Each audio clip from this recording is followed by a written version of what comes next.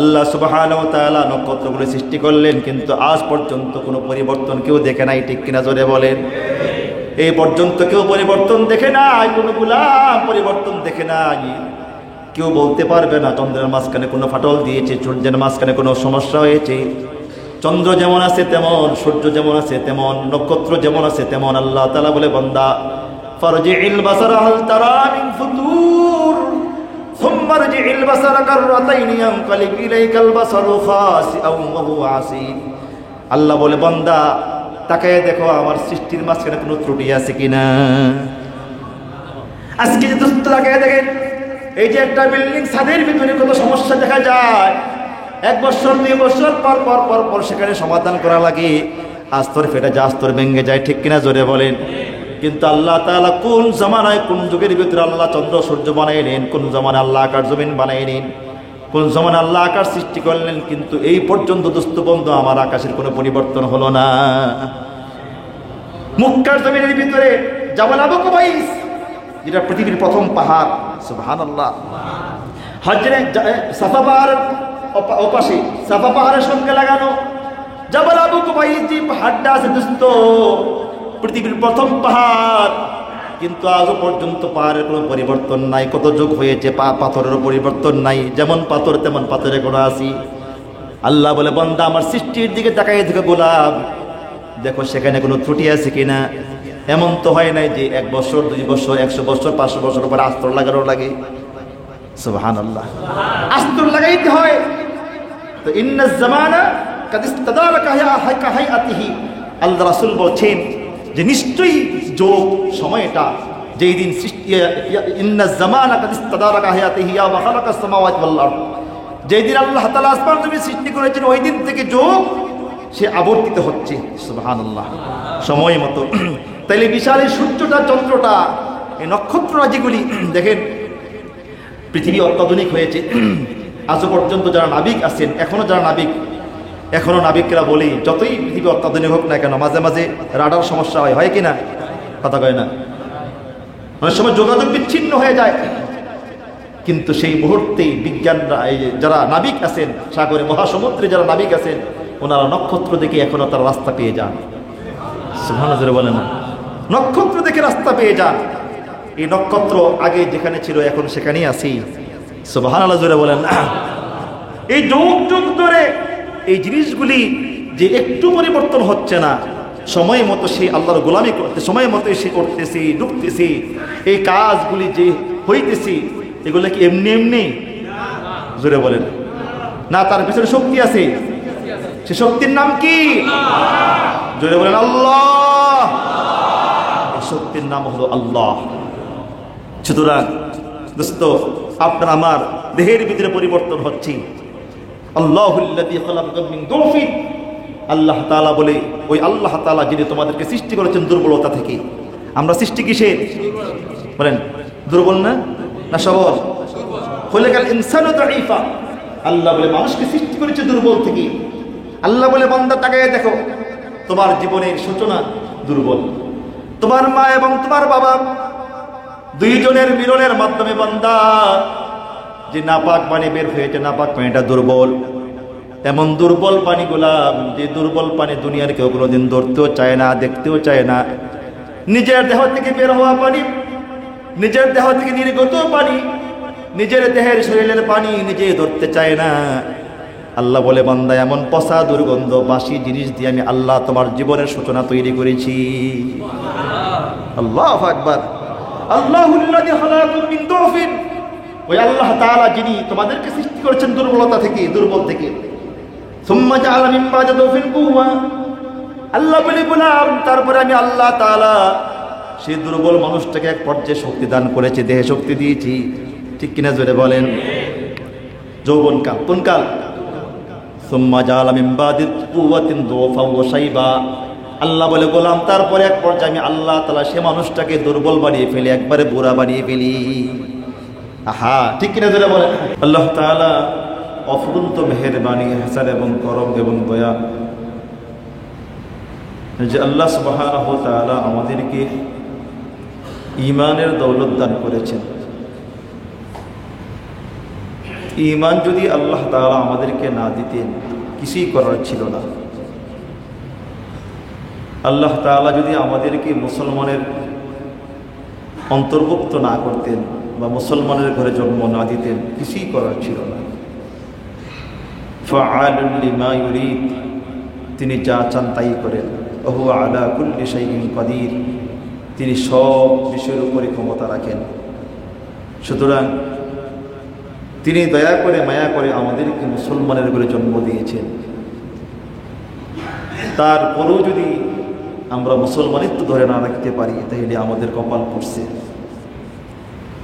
আমাদের ভাগ্য বড় খারাপ, আমরা দুর্ভাগা, আমরা হতভাগা, আমরা কপাল পোড়া। এজন্য মুসলমানের হেদায়েত, শুধু মুসলমান হইলাম, নামে মুসলমান তো বহুত আছে না, অনেক মুসলমান। আল্লাহ তাআলা বলে শুধু মুসলমান না, উদখুলু ফিস সিলমি কাফা। আল্লাহ তাআলা বলে গোলাম উদখুলু ফিস সিলমি কাফা, মুসলমানিত্বের ভিতরে পরিপূর্ণ দাখিল করো, প্রবেশ করো। কিছু মানো না। আল্লাহ তাআলা আয়াতে বলেন আতুমিনুনা বিবাযিল কিতাবি ওয়া তাকফুরুনা বিবায। আল্লাহ বলে তোমাদের চরিত্র কি এমন হয়ে গেল যে কোরআনের কিছু মানবে আর কিছু মানবে না? এটা কি তোমাদের চরিত্র? এটা কি তোমাদের আখলাক? কোরআনের প্রত্যেকটা আয়াত নয়, প্রতিটা অক্ষর নয়, প্রতিটা নুক্তাকে ঈমানের সাথে বিশ্বাস করে মানতে হবে। কোরআনের আহকামাতগুলি, বিধিবিধানগুলি, কোরআনের বিধিবিধানগুলি আমার বুঝে আসুক বা না আসুক আমাকে মানতে হবে। আমি আমার বাস্তব জীবনে, ব্যক্তিগত জীবনে, পারিবারিক জীবনে, রাষ্ট্রীয় জীবনে আমি বাস্তবায়ন করতে পারি আর না পারি, কিন্তু এই কোরআনের এই আইনটা এটা সঠিক এবং সত্য, এবং এই আইনটা মানব কল্যাণের জন্য পরিপূর্ণ ঈমান আনতে হবে, পরিপূর্ণ। যদি একটু সন্দেহ থাকে এটা আইনটা কেমন, ঈমান থাকবে না। এমন মুসলমান আমাদের দেশে কম না বেশি? যারা কোরআনকে মানে না, কথা কয় না। আচ্ছা, চোরের হাত কাটা রাষ্ট্রীয় আইন আছে? বলেন। জিনাকারীদেরকে শাস্তি দেওয়া, এটা তথাকথিত যারা মানবাধিকার কর্মী যারা আছেন, মাশাআল্লাহ, হ্যাঁ এটা একটা আইন হইল, এটা একটা আইন হইল। একজন মানুষ সে শারীরিক সম্পর্ক করেছে, চাহিদা মিটাইছে, এই জন্য তাকে এবার পাথর ঘুরে মারতে হবে, তাকে বেত্রাঘাত করতে হবে। এটা মানুষের স্বাধীনতার উপরে হস্তক্ষেপ করা, আছে না? আরে মুসলমান মানব কর্মী আছে না? মুসলমান নয় মানবাধিকার কর্মী আছে না? আরে গতকাল বিশ্বনবীকে নিয়ে যারা কটূক্তি করে, তার শরীয়তের বিধান হলো তাকে সরাসরি ফাঁসির কাস্টে জড়িয়ে দেওয়া। এক হিন্দু, আপনার পত্রিকা পড়েছেন, সিলেটের ভিতরে এক হিন্দু ছেলে মেয়ে, আমার ছেলে এবং বাপ দুইজনে বিশ্বনবীকে নিয়ে মারাত্মক কটূক্তি করেছেন, তাকে মারল। তারপরে থানার ওসি সাহেব তিনি বক্তব্য দিয়েছেন রসুলের মহাব্বতে, প্রেমে পড়ে, মহাব্বতে পড়ে। চিন্তা করে দেখেন, অথচ তারই কথাটা কি যারা পত্রিকার লেখক যারা আছে, মুসলমান লেখক, উল্টা পাল্টা অনেক কিছু লিখেছেন। এবং একজন মুসলমান নামক এক কুলাঙ্গার, সে বলেছেন যে এভাবে যে বক্তব্য দেওয়া ঠিক হয় নাই, এভাবে বক্তব্য দেওয়া ঠিক হয় নাই, অনেক কথাই বলেছেন। যে মুসলমান, নাম কত সুন্দর মুসলমানের নাম, কিন্তু শুধু মুসলমানিত্ব হলে চলবে না ভাই। কোরআন যা আছে, কোরআনে যা বলেছে প্রত্যেকটা কথাকে অক্ষরে অক্ষরে নয়, নক্তায় নক্তায় একদম জের জবর পেশ যা আছে সবগুলি আমাকে মানতে হবে। আমি পারি না পারি এটা আমার ব্যর্থতা, বাকি অতটুক বিশ্বাস রাখতে হবে, অতটুক ইয়াকিন রাখতে হবে যে আল্লাহ কখনো যদি সেই পর্যায়ে আমি আমার জীবন চলে আসি, আমি তোমার এই জমিনে তোমার দিন বাস্তবায়ন করবো ইনশাআল্লাহ। অতটুক ঈমান আমি পারতেছি না, আমার ব্যর্থতা, সামাজিকতার কারণে, পারিপার্শ্বিক কারণে, পৃথিবীর কালের আবর্তনের কারণে আমি আজকে তোমার এই দিন মানতে পারতেছি না, কিন্তু আমি আমার অন্তত পরিবারটার ভিতরে আমার দিনকে মানার চেষ্টা করি। ঠিক কিনা জোরে বলেন? আমার পরিবারের ভিতরে দিনকে মানার চেষ্টা করি। আজকে মানবাধিকার সংস্থার লোকেরা অনেক কথাই তো বলেন যে চোরের হাত কেটে দেওয়া, ডাকাতকে সরাসরি ফাঁসির কাস্টে ঝুলাই দেওয়া। আচ্ছা, ডাকাতের সামনে কেউ পড়ছেননি? এখানে হাত তোলেন না, কেউ পড়ছেননি ডাকাতের সামনে? নাই, সবাই তো মাশাআল্লাহ বুজুর্গ। ডাকাতের সামনে কেউ পড়ছেন মাশাআল্লাহ, যারা পড়ছেন ডাকাতের সামনে। আচ্ছা, ডাকাতের সামনে যারা পড়েছেন, ডাকাতি যখন করে, আচ্ছা যদি ডাকাতকে আপনি পান কি করবেন কোন? বলেন না। ডাকাতকে পাইলে আপনি রওনা দিয়েছেন, বেতন টেতন নিয়ে রওনা দিয়েছেন, বাড়ি যাবেন, কত স্বপ্নের ঘরেই আপনি বাসতেছেন, টাকা দিয়ে এটা করবো সেটা করবো, মেয়েকে ডেকে কিনে দিব, ছেলেকে ডে। ঠিক কাশপুর ব্রিজ পার হওয়ার পরে ডাকাতে ধইরা আপনার সব নিয়ে গেছে, এখন ডাকাতকে দিয়ে দিবেন? কথা বলেন না। কি করবেন আপনি? যদি সুযোগে পান ডাকাতকে ধরতে পারেন, কি করবেন? কথা কয় না। সাইজ বলে শুধু সাইজ করবেন? সাইজ কেমন করবেন? চিন্তা রেখে দিবেন না বিদায়? শুধু বিদায় কি স্বাভাবিকভাবে বিদায় করবেন না অস্বাভাবিক? অস্বাভাবিক। এই কাজটা আল্লাহ করতে চান। বুঝাইতে পারছে আপনাদেরকে? এই কাজটা আল্লাহ করতে চান যে ব্যক্তি তোমার হালাল টাকার উপর হস্তক্ষেপ করেছে তার দুনিয়াতে থাকার অধিকার নাই। ঠিক কিনা জোরে বলেন? এত বড় একটা জালেম, সুস্থ দেহ, কি সুন্দর বডি, রামদানিয়া যে মানুষকে আঘাত করি, বিনা অপরাধে মানুষকে ছুরি দিয়ে পোষায়, তার থাকার অধিকার নাই। যে মানব জাতির জন্য যে বাধা, মানুষের স্বাধীনতার পথে যে ব্যক্তি বাধা, মানুষের পথ চলার পথে যে ব্যক্তি বাধা, সে থাকার অধিকার রাখে না। বাস দুই চারটা কেটে ফেলে দিলে পুরা সমাজ সুস্থ হয়ে যাবে। আজকে সৌদি আরবের ভিতরে ডাকাতের বিচার আছে, চোরের বিচার আছে। দেখেন, আমি এদিকে বলছিলাম এক কথার ভিতরে যে সৌদি আরব প্রায় 43 দিন ছিলাম, আসা যাওয়া সহ 45 দিন। পেটে বুটবুটিও নেই, ফুটফুটিও নাই, স্বাস্থ্য কত সুন্দর, খাবারে ভেজাল নাই। কারণ কি? সৌদি আরবের রোড হলো যদি কোনো ব্যক্তি খাবারের ভিতরে মেডিসিন ব্যবহার করে তাকে সরাসরি মাটিতে পুঁতে ফেলে, একদম বেকু দিয়ে, একদম মরুভূমিতে নিয়ে বেকু দিয়ে গর্ত খনন করে হাত পা বেঁধে সেখানে পুঁতে ফেলে, যে তোর মতো একজন চলে গেলে সমস্যা নাই, হাজার মানুষের জীবন বাঁচবে। ঠিক কিনা জোরে বলেন? সুতরাং যদি আইন থাকে, বিচার থাকে, সমাজ ঠিক হয়ে যাবে। আমাদের সমাজে যে চোরের হাত কেটে ফেলা হতো, চোরের হাত কেটে দেওয়া হতো, আর চুরি থাকতো না। দুই চারটা বিচার টিভিতে প্রচার করলে যে চোরের হাত কাটতেছি, আর জীবনও কেউ চুরি করতো না, ধরা পড়লে তো হাত কেটে ফেলবে। ঠিক কিনা জোরে বলেন? জিনাকারী শাস্তি যদি হতো তাহলে আজকে পরকিয়া থাকতো না। কথা কয় না? আমি বলছি যে আজ্জানি, হ্যাঁ, আজ্জানি ওয়াজ্জানিয়াত, আজ্জানিয়াতু ওয়াজ্জানি ফাজলিদু কুল্লা ওয়াহিদিন মিনহুমা মিয়াতা জালদা। কিন্তু আরেকটা আয়াত আছে যেটা আয়াত রহিত, হুকুম বাকি আছে। আশ-শাইখ ওয়াশ-শাইখাতু ইযা জানায়া ফারজিমুহুমা, অর্থাৎ বিবাহিত পুরুষ আর বিবাহিত মহিলা যখন সে কি করবে? জিনা করবে, ফারজিমুহুমা, তাকে রজম করো, পাথর মারো। এটা কিন্তু শুনতে তো বড় খারাপ লাগে। হ্যাঁ, আরে পাথর মেরে মেরে দিবে। আচ্ছা, স্বামী স্ত্রী একত্রিত হলে কি জিনা বলে না হালাল? তো জিনা কোন সময় হয়? পরকীয়া জড়াইলে তো নাকি? কথা কয় না? জিনাকারী পুরুষ মহিলা দুইজনে কি হয়? বিবাহিত হয়। হেতার বউ আছে, হেবিটির স্বামী আছে, দুইজনেরই এদের শারীরিক চাহিদা মেটানোর জন্য ব্যবস্থা আল্লাহ তাআলা করে দিয়ে হালাল পাবে, কিন্তু তারপরও তারা হারাম কাজে লিপ্ত হয়েছে। আল্লাহর বিচারটা কত সুন্দর দেখেন, আমরা তো ভাবি না। আল্লাহ তাআলা বলে, গোলাম ফাতাবিরু ইয়া উলিল আলবাব, আমার কোরআনকে সবাই বুঝবে না, একমাত্র যারা জ্ঞানবান বুদ্ধিমান তারা আমার কোরআনকে বুঝবে। সবাই বুঝবে না আল্লাহর কালাম, সব মানুষ আল্লাহর কথা বুঝবে না। ওই জ্ঞান আজকে আমাদের নাই। মনে করেন সাপোজ, আমি এখানেই উদাহরণ দিচ্ছি, আপনি আপনার স্ত্রীকে অনেক ভালোবাসেন, পৃথিবীতে প্রত্যেকটা মানুষ তার স্ত্রীকে মহব্বত করে, আর আল্লাহ তাআলা তো স্ত্রীকে বানাইছেন স্বামীর শান্তির জন্য।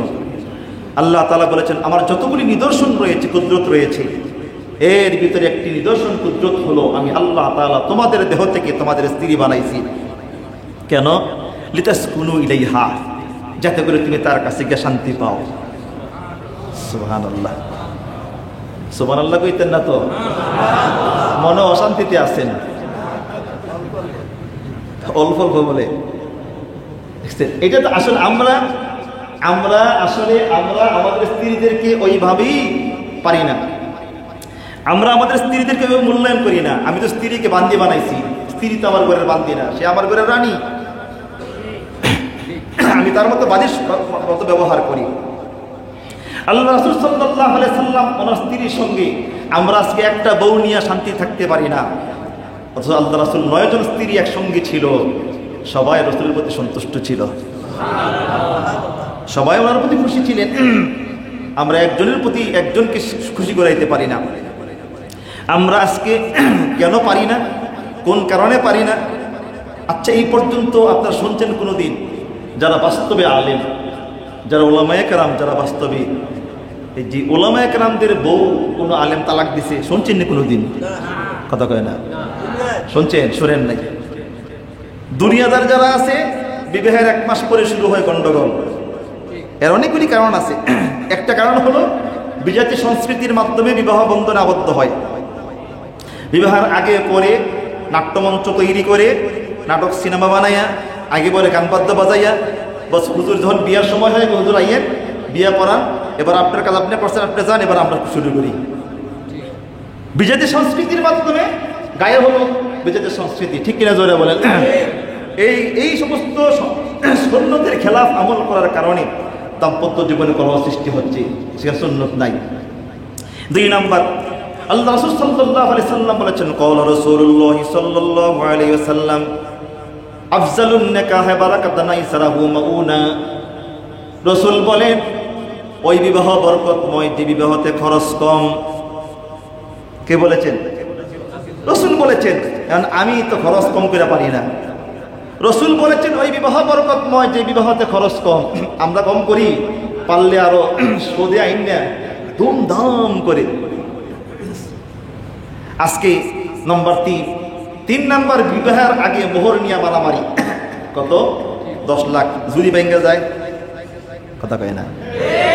যদি শুরুতেই যদি শুরু হয়, ঠিক দেখে মোহর নিয়ে পিড়াপিড়ি। মোহরে কি সংসার টিকায়?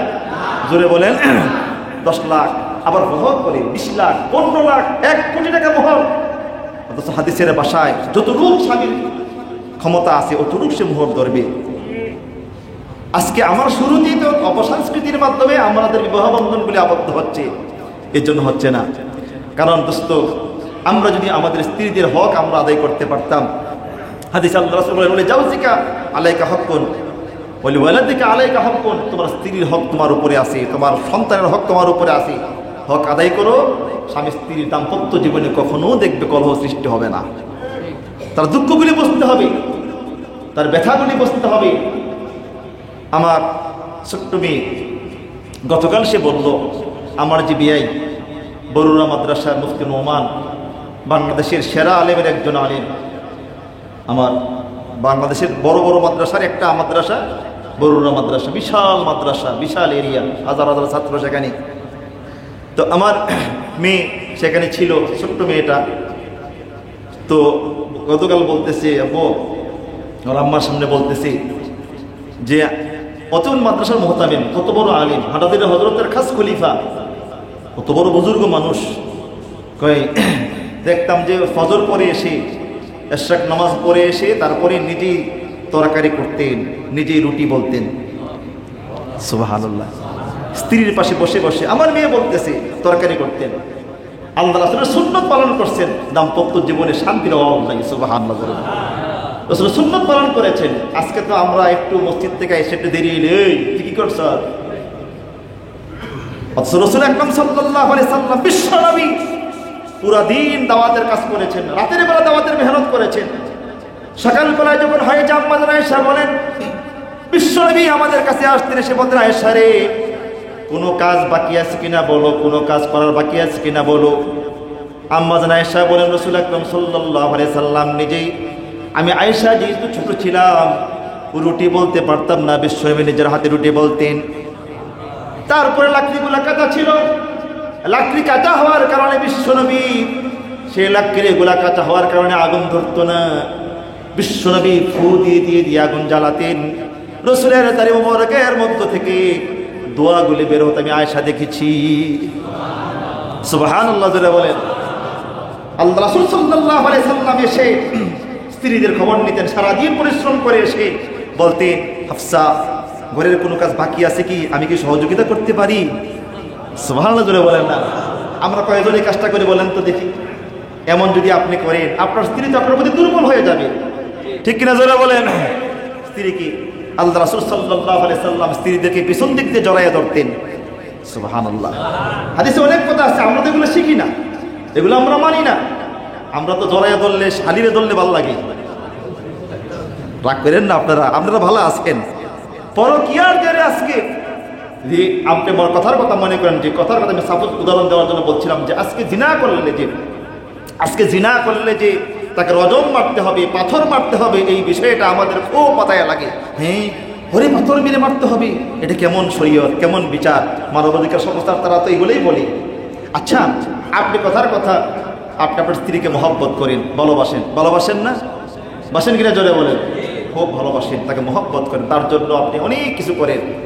আপনি জুমার নামাজ পড়ার পরে গিয়ে দেখলেন আপনার স্ত্রী অন্য পুরুষের সঙ্গে আপত্তিকর অবস্থায়, তখন আপনার মেজাজটা খুব ঠান্ডা, জোরে বলেন। কেমন গরম? গরম কি স্বাভাবিক না অস্বাভাবিক? তখন আপনি কি করবেন? কেউ আদর করবেন দুজনই? কি করবেন?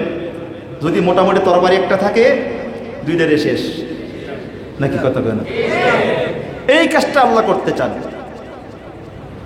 বুঝতে পারি। এই কাজটা আল্লাহ করতে চান, যে তোমার বিশ্বাসের উপর হাত দিয়েছে তার থাকার অধিকার নাই, ঠিক না জোরে বলেন। বিশ্বাসের উপর হাত দিয়েছে, তার থাকার অধিকার নাই, তাকে মেরে ফেলো। এই দুই চারটা যদি, কারণ একটা স্বামী, হাদিস আল্লাহ রাসূল সাল্লাল্লাহু আলাইহি ওয়াসাল্লাম সাহাবীরা বলেন, ইয়া রাসূলুল্লাহ, আল্লাহ রাসূল সাল্লাল্লাহু আলাইহি সাল্লামকে সাহাবীরা বলেন, ইয়া রাসূলুল্লাহ, আমরা পৃথিবীর বিভিন্ন রাষ্ট্রে দেখেছি রাজা বাদশাদেরকে প্রজারা সিজদা করি, বিশেষ করে উটনি, হরিণী আপনার পায়ে সিজদা করি, সুতরাং আমরাও সিজদা করতে চাই। আল্লাহ রাসূল বললেন, যদি আল্লাহ তাআলা আল্লাহর পরে কাউকে সিজদা করার অনুমতি দিতেন, আমি রাসূল দিতাম কাউকে, তাইলে বলতাম প্রত্যেকটা স্ত্রী যেন তার স্বামীকে সিজদা করে। সুবহানাল্লাহ। একটা স্বামী কত কষ্ট করি বিশ্বাস করে তাকে ঘরে রেখে যান, ঠিক কিনা জোরে বলেন। তার জন্য বাজারে গিয়ে দামি দামি কাপড় চোপড় আনেন। এই বিশ্বাসের গায়ে যে হাত দিয়েছে তার থাকার অধিকার নাই। এমন দুই চারটা রজম যদি আজকে আফগানিস্তানে, আপনারা রিপোর্ট দেখেছেন, আফগানিস্তানে এখন জিনা সৈন্যের কোটায়, আলহামদুলিল্লাহ বলেন না। অথচ যখন নাকি আমেরিকা ছিল, আফগানিস্তানটা জিনার বাজার ছিল। আফগানিস্তানে চুরি সৈন্যের কোটায়, আফগানিস্তানে ডাকাতি সৈন্যের কোঠায়। আফগানিস্তানে কোনো পুলিশের কোনো ট্যাক্স নেয় না, পুলিশের চাঁদাবাজি করে না, কোনো পুলিশ নাই। ট্রাক ড্রাইভাররা বলতেছে, আগে আমরা বর্ডার এলাকা থেকে রাজধানীতে আসা পর্যন্ত অনেক টাকা দেওয়া লাগতো পুলিশকে, এখন পুলিশ নিরাপত্তা দিয়ে রাজধানীতে পৌঁছায় দিয়ে কাউকে ঘুষ দেওয়া লাগে না।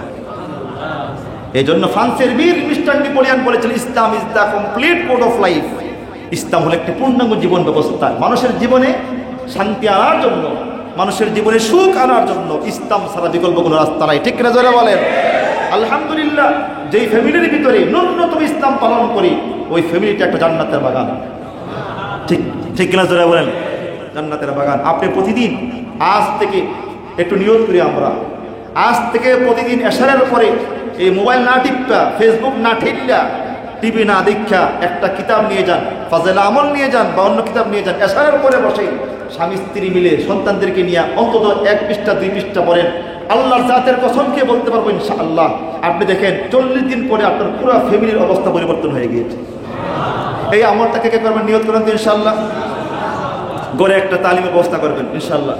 ঘুমানোর পূর্বে অন্তত আধা ঘন্টা হলো তালিম। আপনি স্বামী স্ত্রী একা একা আছেন দুইজনে, যে আজকে তোমার পালা, আগামী দিন আমার পালা, এরপরে দিন তোমার পালা, পড়ো কিতাব পড়ো, দেখবেন এক পর্যায়ে আল্লাহ বলে, বন্ধু আপনি বারবার তালিম দিতেই থাকেন, তালিম বন্ধ করেন না, দিতেই থাকেন, এক কথা বারবার বলতে থাকেন। দেখেন না ফাজাইলা আমল, এক কথা তো আজকে কত বছর চলতেছে, এক কথাই তো নাকি, এক কত হাজার বনি আদম হেদায়েত পাচ্ছে, ঠিক কিনা জোরে বলেন। এই বছর জামিয়া রশিদিয়া মদনপুর আমাদের মাদ্রাসা থেকে প্রায় 40 জন ছাত্র চিল্লে গেছে।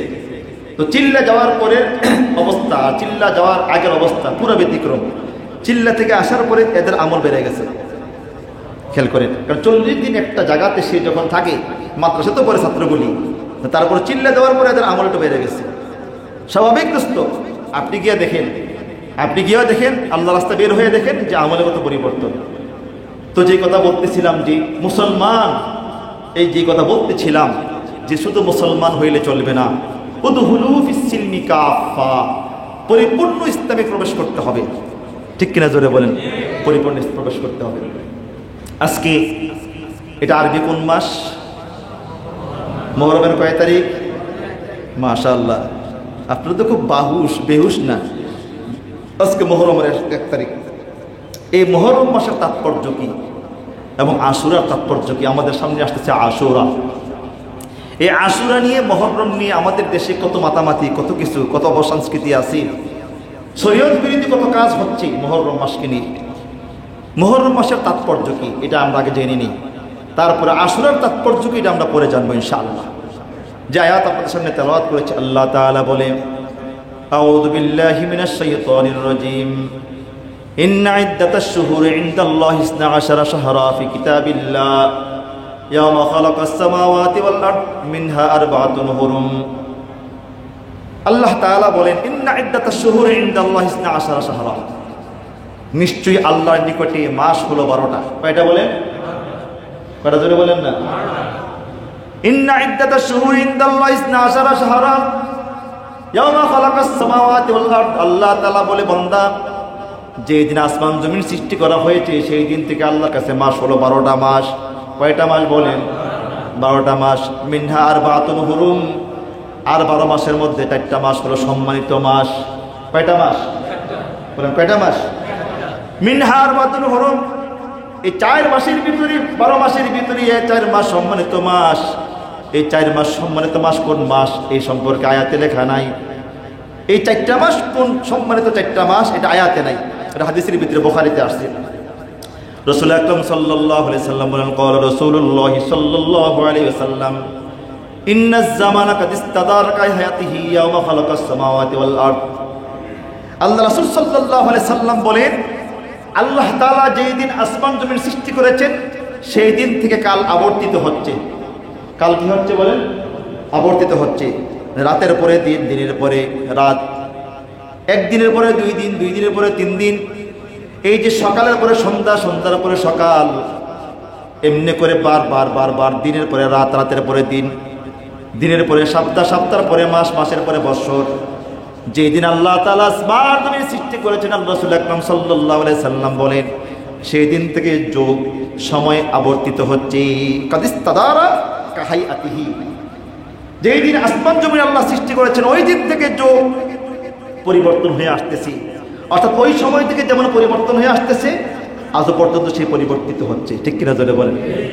মনে করেন যদি আজকে যে চিরস্থায়ী ক্যালেন্ডার হচ্ছে, এই চিরস্থায়ী ক্যালেন্ডার হওয়া আদৌ সম্ভবপর ছিল না যদি এই যুগের পরিবর্তনের মাঝখানে একটু কম বেশি হতো, সংযোজন বিয়োজন হতো। কথা বুঝাইতে পারছি আপনাদেরকে? এই চিরস্থায়ী ক্যালেন্ডার করতেছে, এই চিরস্থায়ী ক্যালেন্ডারটা করা সম্ভবপর হতো না যদি সময়ের আবর্তনের মাঝখানে সংযোজন বিয়োজন হতো, একটু কমতো আর বাড়তো। সুবহানাল্লাহ। আচ্ছা, কত যুগ আগে বিজ্ঞান বলে যে সূর্যের বয়স 15,000 কোটি বছর। এরা কেমনে কোন আমি জানি না, কত? 15,000 কোটি বছর। আচ্ছা, এখন থেকে আদম আলাইহিস সালাম আমাদের আগে কত বছর আগে আসছেন? কত দূর? আমাদের থেকে আদম আলাইহিস সালামের সময়টা কত দূর? অনেক দূর না? বলেন না? অনেক দূর। কই আদম আর কই আমরা?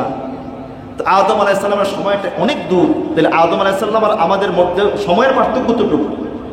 হাদিসের ভাষায় এবং মুহাদ্দিসিনে কেরাম হিসাব করছেন যে এই পর্যন্ত আদম থেকে আমাদের পর্যন্ত সময় হয়েছে 5,500 বছর। কত? 5,500 বছর। আদম আলাইহিস সালাম থেকে এই পর্যন্ত 5,500 বছর। আর সূর্যের বয়স হলো 15,000 কোটি বছর। 15,000 কোটি বছর, এরা বিজ্ঞান বলতেছে। আল্লাহ জানে কত বছর, কত হাজার বিলিয়ন ট্রিলিয়ন বছর, আল্লাহ ভালো জানে। ওই যখন থেকে আসমান জমিনকে আল্লাহ সৃষ্টি করেছেন, সূর্য যন্ত্র সূর্য সৃষ্টি করেছে, রাসূল আকরাম সাল্লাল্লাহু আলাইহি সাল্লাম বলে তখন থেকে সময়টা এভাবে আবর্তিত হচ্ছে, কমও না বেশিও না। সুবহানাল্লাহ। হাইআতিহি, আজকে যেমন তোমরা এই গ্রীষ্মকাল, শরৎকাল, হেমন্তকাল, বসন্তকাল আজকে তোমরা দেখতে পাচ্ছ, এটা পৃথিবীর শুরু থেকে এমনই ছিল। সুবহানাল্লাহ বলেন না? পৃথিবীর শুরু থেকে এমনও ছিল। তা না হলে যদি মনে করেন আজকে এই দিন যে সময় সূর্য ডুববে, ঠিক আগামী বছর এই দিন এই সময় সূর্য ডুববে, 1 সেকেন্ড আগে হবে না। এতগুলি কুদরত দেখার পরও যে ব্যক্তি আল্লাহকে স্বীকার করে না, এটা তো মানুষ না, এটা জানোয়ার নাম্বার 1। ঠিক কিনা জোরে বলেন? আচ্ছা, এই যে সময়ের পরিবর্তনের মাঝখানে সামান্য সময় পরিবর্তন হয় না, সময়ের পরিবর্তন হয়, কিন্তু সময়ের পরিবর্তন হয়, দিনের পরিবর্তন হয়, রাতের পরিবর্তন হয়, কিন্তু সময়ের মাঝখানে ঠিক সময় আপনি যত বড় অত্যাধুনিক যন্ত্র আবিষ্কার করেন না কেন, আপনি 200 বছরের গ্যারান্টি দিতে পারবেন, 300 বছর, এরপরে কথা কয় না। আল্লাহ সুবহানাহু ওয়া তাআলা আকাশের ভিতরে এত সূর্য সৃষ্টি করেছেন, চন্দ্র সৃষ্টি করলেন, আল্লাহ সুবহানাহু ওয়া তাআলা নক্ষত্রগুলো সৃষ্টি করলেন, কিন্তু আজ পর্যন্ত কোনো পরিবর্তন কেউ দেখে নাই। ঠিক কিনা জোরে বলেন? এই পর্যন্ত কেউ পরিবর্তন দেখে নাই, কোনো গোলাম পরিবর্তন দেখে নাই। কেউ বলতে পারবে না চন্দ্রের মাঝখানে কোনো ফাটল দিয়েছে, সূর্যের মাঝখানে কোনো সমস্যা হয়েছে। চন্দ্র যেমন আছে তেমন, সূর্য যেমন আছে তেমন, নক্ষত্র যেমন আছে তেমন। আল্লাহ তাআলা বলে, বান্দা ফারজি'ল বাসারা হাল তারা মিন ফুতুর সুম্মা রজি'ল বাসারা কাররাতাইনি ইয়ানকালিব ইলাইকাল বাসারু খাসিআন ওয়া হুয়া আসীর। আল্লাহ বলে, বান্দা তাকায় দেখো আমার সৃষ্টির মাঝখানে কোনো ত্রুটি আছে কিনা। আজকে যে দোস্ত তাকায় দেখেন, এই যে একটা বিল্ডিং ছাদের ভিতরে কত সমস্যা দেখা যায়, 1 বছর 2 বছর পর সেখানে সমাধান করা লাগে, আস্তর ফেটে যায়, আস্তর ভেঙে যায়। ঠিক কিনা জোরে বলেন? কিন্তু আল্লাহ তাআলা কোন জামানায়, কোন যুগের ভিতরে আল্লাহ চন্দ্র সূর্য বানাইলেন, কোন জামানায় আল্লাহ আকাশ জমিন বানাইলেন, কোন জামানায় আল্লাহ আকাশ সৃষ্টি করলেন, কিন্তু এই পর্যন্ত দোস্ত বন্ধু আমার আকাশের কোনো পরিবর্তন হলো না। মক্কার জমিনের ভিতরে জাবাল আবু কুবাইস, যেটা পৃথিবীর প্রথম পাহাড়, সুবহানাল্লাহ, হজরে সাফা পাহাড়ের ওপাশে, সাফা পাহাড়ের সঙ্গে লাগানো জাবাল আবু কুবাইস যে পাহাড়টা আছে দোস্ত, পৃথিবীর প্রথম পাহাড়, কিন্তু আজও পর্যন্ত পাহাড়ের কোনো পরিবর্তন নাই। কত যুগ হয়েছে, পাথরেরও পরিবর্তন নাই, যেমন পাথর তেমন পাথরে কোনো আসি। আল্লাহ বলে, বান্দা আমার সৃষ্টির দিকে তাকাই দেখো গোলাপ, দেখো সেখানে কোনো ত্রুটি আছে কিনা। এমন তো হয় নাই যে 1 বছর 2 বছর 100 বছর 500 বছর পরে আস্তর লাগানো লাগে।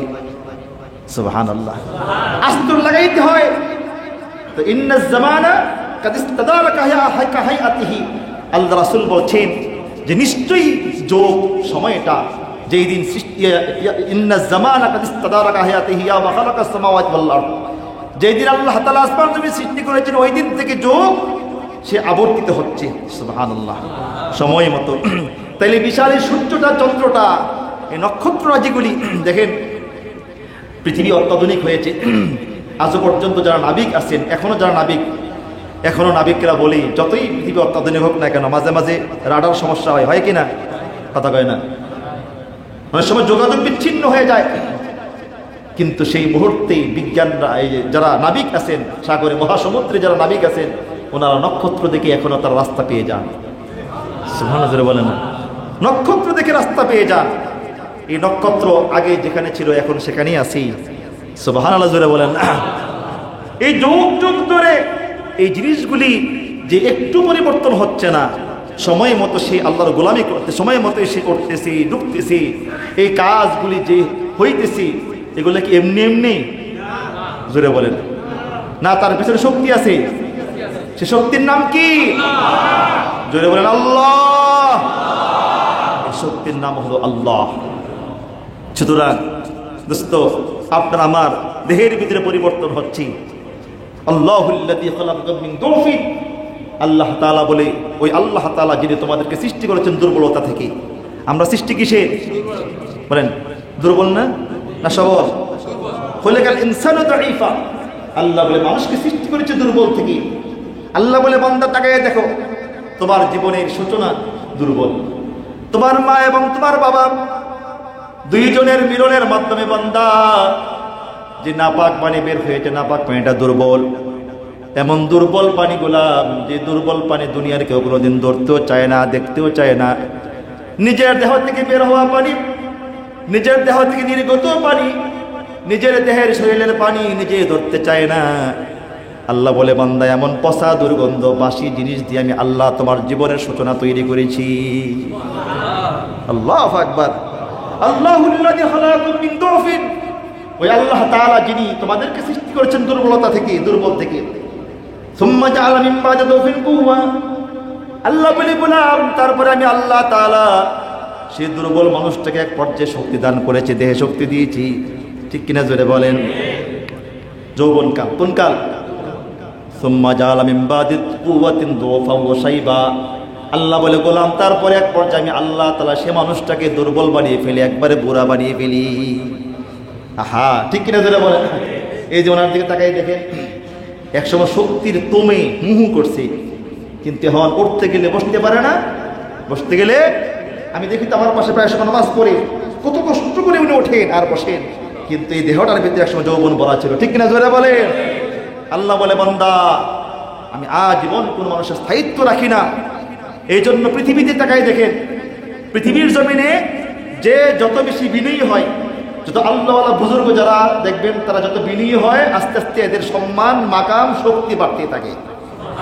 শক্তি মানে আপনার দেহের শক্তিতে কয়েকজনকে মোকাবেলা করবেন, আপনার দেহের শক্তিতে কয়েকজনকে মোকাবেলা করবেন, কিন্তু আপনি যতই বিনয়ী হবেন, নমনীয় হবেন, ততই আপনার সহযোগী বেড়ে যাবে, শক্তি আরো বেড়ে যাবে।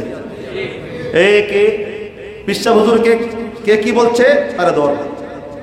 ঠিক কিনা জোরে বলেন? এই হুজুরকে কি বলছে? তারা ধর। এই জন্য যারা বিনয়ী হয় তার শক্তি আস্তে আস্তে বাড়তেই থাকে, আর যে অহংকারী হয় তার শক্তি আস্তে আস্তে কমতেই থাকে।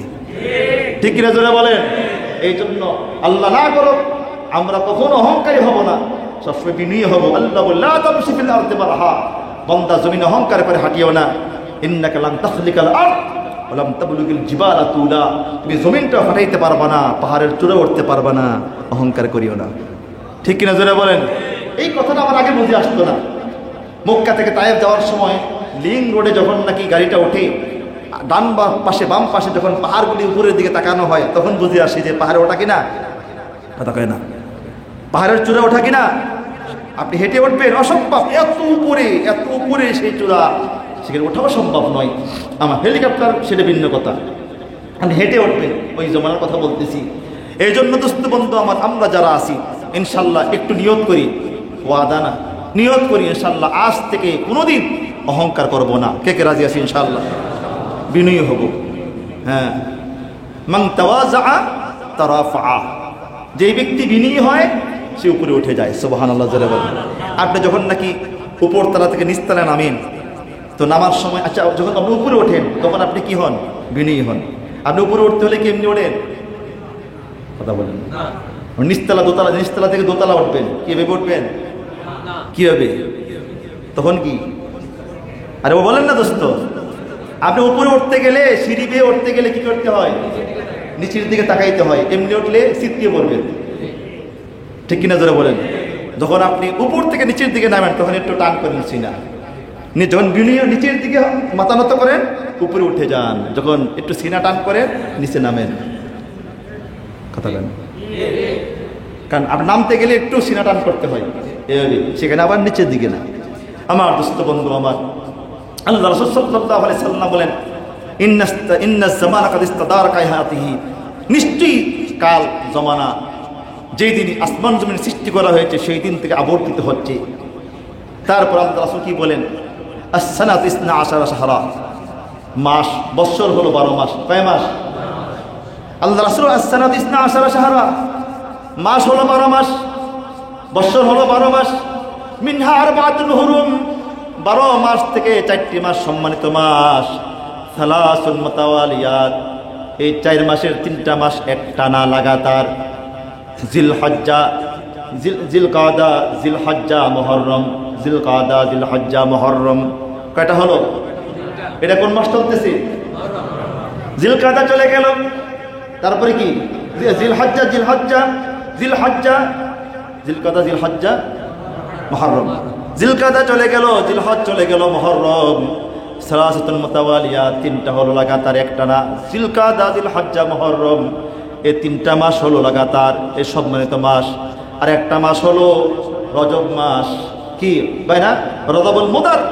আর একটা মাস হলো বাইনাল জামাদা ও শাবান, জামাদাল উখরা এবং শাবানের শাবানের মাঝখানে একটি মাস কি জামাদা, রজব মাস। এই চারটা মাস সম্মানিত মাস। তো আল্লাহ তাআলা বললেন যে সম্মানিত মাস কয়টা? চারটা। এটা আয়াতের ভিতরে নাই। চারটা মাস কি? হাদিসে আসছে আল্লাহ রাসূল বলে চারটা মাস কি? এক নম্বরে তিনটা একটানা একসাথে, জিলকাদা, জিলহজ্জা, মানে জিলকাদা, জিলহজ্জা, মুহররম। আর একটা মাস কি? রজব মাস। কোন মাস? রজব মাস। এই চারটা মাস সম্মানিত মাস। বর্তমানে কোন মাস চলতেছে? এই মুহররম মাস হলো, এই মুহররম মাসের তাৎপর্য আয়াত এবং হাদিস দ্বারা বুঝলাম। এই চারটি মাসের ভিতরে একটি মাস মুহররম মাস, এটা হলো মুহররম মাসের তাৎপর্য। এবার মুহররম মাসে একটি দিন আছে আশুরা, সেটা কি বলেন? আশুরা। আশুরার তাৎপর্য কি? আশুরা কারে বলে? আশুরা আশ্রম থেকে, মানে দশম, বলেন কি? আচ্ছা, অর্থাৎ মুহররম মাসের 10 তারিখে কি বলা হয়? আশুরা বলা হয়। মুহররমের 10 তারিখে কি বলা হয়? আশুরা বলা হয়। এই আশুরার তাৎপর্য কি? হাদিসে আসছে এক সাহাবী বলেন, কদিবান নবী সাল্লাল্লাহু আলাইহি সাল্লাম ইলাল মদিনা, রাসূল আকরাম সাল্লাল্লাহু আলাইহি সাল্লাম মদিনা শরীফ গেলেন। ফারা আল ইহুদা, আল্লাহ রাসূল সাল্লাল্লাহু আলাইহি সাল্লাম ইহুদিদেরকে দেখলেন, ইয়াসুমু ফি হাদাল ইয়াউম, তারা এই মুহররমের 10 তারিখে রোজা রাখে। কি রাখে? তারা কি রাখে বলেন? আল্লাহ রাসূল মা হাদা, এই ইহুদিরা, এই যে তোমরা এই মাসে রোজা রাখো, এটা কারণ কি? কোন কারণে রোজা রাখো? কিসের কারণে রোজা রাখো তোমরা এই মাসে? তারা বলে, হাদা ইয়াউমুন সালেহ, একটা ভালো দিন, ভালো দিন, নেক দিন এটা। ইন্নাল্লাহা নাজ্জাল্লাহা বনি ইসরাঈলা মিন আদুবিহিম, নিশ্চয়ই আল্লাহ তাআলা বনি ইসরাঈলকে তার দুশমন থেকে এই দিন পরিত্রাণ দিয়েছিলেন। সুবহানাল্লাহ। আল্লাহ তাআলা এই দিন বনি ইসরাঈলকে তার দুশমন থেকে পরিত্রাণ দিয়েছেন। এই শুকরিয়া আদায় করার জন্য মুসা আলাইহিস সালাম এই দিন রোজা রাখতেন, এই জন্য আমরা রোজা রাখি। সুবহানাল্লাহ। আল্লাহ রাসূল বললেন যে আনা আহাক্কু বিমূসা মিনকুম, আমি তোমাদের চাইতে মূসাকে বেশি অনুসরণীয়, বেশি মহব্বত করি তোমাদের চাইতে। ফাসামাহু আমারা বিসিয়ামিহি, তারপর রাসূল রোজা রাখলেন, সাহাবীদেরকে রোজা রাখতে বললেন, সাহাবীরা রোজা রাখো তোমরা। ফাসামাহু ওয়া আমারা বিসিয়ামিহি, তারপর রাসূল রোজা রাখলেন, সাহাবীদেরকে রোজা রাখতে বললেন যে তোমরা এখন থেকে রোজা রাখো এই মুহররমের 10 তারিখ। কিন্তু সেখানে রাসূল একটা কথা বলেছেন, সেটা কি? ইউখালিফু ফীহিল ইয়াহুদ, কিন্তু তোমরা এই ক্ষেত্রে ইহুদিদের বিরোধিতা করো। কি? সেটা হলো সুমু ক্বাবলাহু ইয়াওমান আও বা'দাহু ইয়াওম, তোমরা তার আগে পরে মিলাইয়া একটা রোজা রাখো বাড়াইয়া, হয় 9 তারিখ 10 তারিখ, অথবা 10 তারিখ কি 11 তারিখ রোজা রাখো। আল্লাহ তাআলা এই মুহররম মাসের গুরুত্বপূর্ণ ইবাদতগুলি আল্লাহ তাআলা আমাদের করার তৌফিক দান করুন। এই মাসে কি কি ঘটেছে, এই 10 তারিখ কি কি ঘটনা ঘটেছে, এই সম্পর্কে অনেক উল্টাপাল্টা কথা বইয়ের ভিতরে পাওয়া যায়। এই মাসে এটা হয়েছে, এই মাসে এটা হয়েছে, এই মাসে এটা হয়েছে না। আমরা সহিহ কথা বলি, হাদিস থেকে যেটা পাবো ইনশাআল্লাহ আমি বিস্তারিত আলোচনা করবো একের পর এক ইনশাআল্লাহ। তো আজকে 1 তারিখ, আগামী শুক্রবারে কয় তারিখ হবে? 8 তারিখ। কয় তারিখ? 8 তারিখ। ইনশাআল্লাহ আগামী শুক্রবারে আমরা এই 10 তারিখের আমল কি, আমরা কি আমল করব, কি আমল আমাদের করার দরকার, কি আমল করলে হাদিস আল্লাহ রাসূল বলেছেন, ক্বালা রাসূলুল্লাহ সাল্লাল্লাহু আলাইহি সাল্লাম সিয়ামু আশুরা ইন্নী আহতাসিবু আল্লাহ ইউকাফিরা সানাতাল্লাতী ক্বাবলা। রাসূল আকরাম সাল্লাল্লাহু আলাইহি সাল্লাম বলেন যে ব্যক্তি আশুরা রোজা রাখবে, মুহররমের 10 তারিখ রোজা রাখবে, আমি রাসূল আশাবাদী যে আল্লাহ তাআলা তার পিছনের 1 বছরের গুনাহগুলি মাফ করে দিবেন। আল্লাহ তাআলা আমাদের সবাইকে মসজিদে আগে আগে আসার তৌফিক দান করুন, সকলে বলে আমিন। আমার ভাইজানেরা, আলহামদুলিল্লাহ আপনারা দিচ্ছেন। আল্লাহ সুবহানাহু ওয়া তাআলা রাসূল আকরাম সাল্লাল্লাহু আলাইহি সাল্লামকে বললেন যে দোস্ত, আমি আপনাকে পুরা দুনিয়া দিয়ে দিই, পুরা দুনিয়ার সুখ শান্তি আমি আপনাকে দিয়ে দিই, পুরা দুনিয়ার আরাম আয়েশ আপনাকে দিয়ে দিই। আল্লাহ রাসূল বললেন, না মালিক, না না না মালিক, না না না, আমি আখিরাত চাই, দুনিয়া চাই না। আল্লাহ, আমি আখিরাত তোমার কাছে চাই, দুনিয়া চাই না। এই জন্য একবার বলেছিলাম, ওমর একদিন রাসূলের দরবারে গেলেন, গিয়ে দেখলেন আল্লাহ রাসূল শুয়ে আছেন, চাটাইতে শুয়ে আছেন। এই মুহূর্তের ভিতরে রাসূল আকরাম সাল্লাল্লাহু আলাইহি সাল্লাম ওমরকে দেখার পর তিনি বসে গেলেন। ওমরকে দেখে বসার পর ওমর রাদিয়াল্লাহু তাআলা আনহু তাকে দেখলেন বিশ্বনবীর পিঠ মোবারকটা লাল হয়ে আছে চাটাইয়ের দাগের কারণে। ওমর রাদিয়াল্লাহু তাআলা আনহু হাওমাও করে কান্না শুরু করলেন। আল্লাহ রাসূল বলেন, ওমর মায়ুমকিকা ইয়া ওমর, ওমর তোমারে কে কাঁদায়, তুমি কাঁদো কেন ওমর?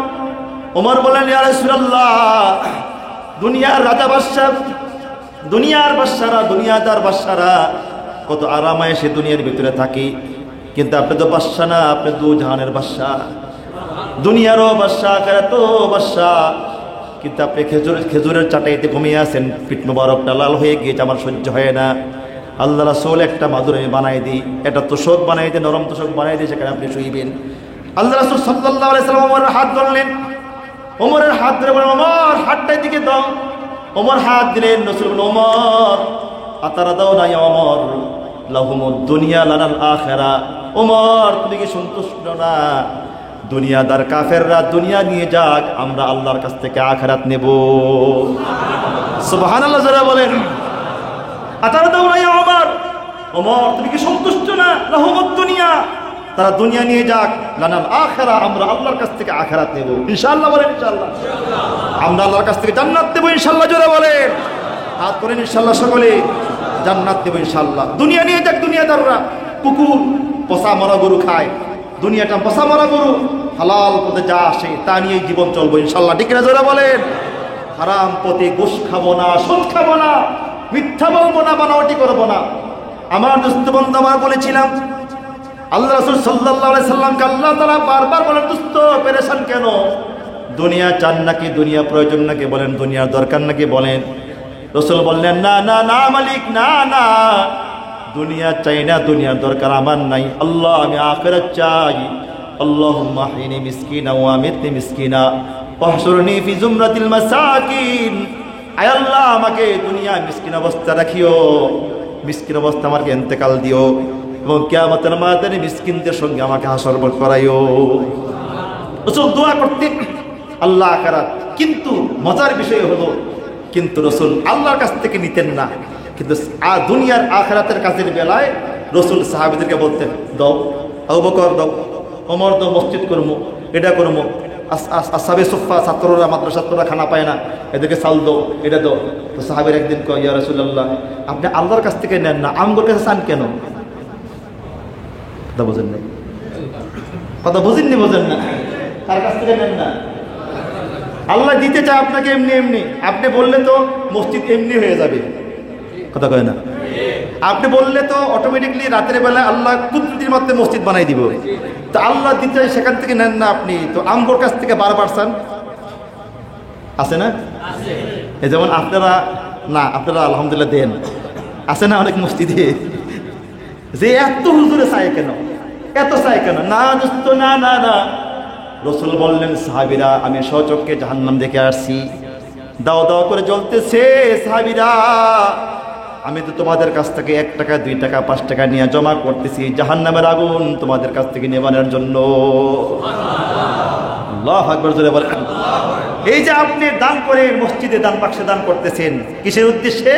আল্লাহর কাছ থেকে মাপ পাওয়ার জন্য, ঠিক কিনা? জোরে বলেন। রাসূল বললেন, তোমরা দাও, দিতে থাকো, এতে করে আল্লাহর গুসা মিটে যাবে। as-sadaqatu তারুদ্দুল বালা, সদকা মানুষের দান খয়রাত মানুষের মুসিবতকে দূর করে দেয়। আমার দোস্ত, দান করেন, বেশি বেশি দান করেন, দেখবেন মুসিবত থাকবে না, রোগ থাকবে না, দুঃখ থাকবে না, কষ্ট থাকবে না ইনশাআল্লাহ। 2 হাতে দান করেন। আপনি দান করবেন 20 টাকা, আল্লাহ মুসিবত উঠাই দিবে লক্ষ টাকা। দান করবেন না, আল্লাহ হাজার লক্ষ টাকার মুসিবত আপনার উপরে চাপাই দিবে, ঠিক না? জোরে বলেন। আপনি দান করতে থাকেন, আলহামদুলিল্লাহ দানের সংখ্যাটা মনে একটু কমে গেছে নাকি? আমরা একটু বাড়াই দিই। আমার দোস্ত, আজকে বুঝে আসবে না, কিন্তু বিচারের ময়দানে, ময়দানে মাহশারে আপনার সঙ্গে আমার সঙ্গে দেখা হবে।